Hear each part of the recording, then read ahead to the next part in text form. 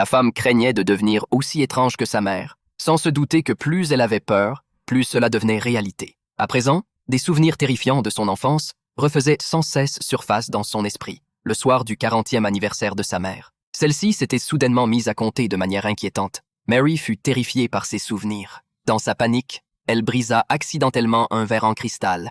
Elle nettoya précipitamment les éclats et les jeta dans la poubelle. Puis, l'esprit ailleurs, elle alla offrir une glace à son fils, mais ce qui suivit fut encore plus effrayant. Son fils trouva soudain des morceaux de verre dans la glace. Mary se sentit extrêmement coupable. Elle pensa que tout cela était dû à son manque de repos. Heureusement, son mari trouva une solution. Il suggéra de faire du sport pour mieux dormir cette nuit-là. Mais à peine Mary s'était-elle allongée qu'elle se mit à fixer l'horloge sans parvenir à dormir. Elle tenta de vider son esprit, mais en un clignement d'œil, il était déjà 1 heure du matin. Elle ne pouvait absolument pas trouver le sommeil et elle avait l'impression qu'une voix mystérieuse résonnait sans cesse dans sa tête. Elle se disait qu'elle devait absolument comprendre ce qui se passait, sinon elle finirait par devenir folle, à force d'entendre cette voix incompréhensible. En arrivant près de la porte d'entrée, elle aperçut vaguement une silhouette de femme aux cheveux épars en train d'ouvrir la porte. Elle décida de s'approcher discrètement pour vérifier, et si elle ne se trompait pas, c'était bien sa mère, censée être alitée, qui ouvrait la porte. Mais, en regardant de plus près,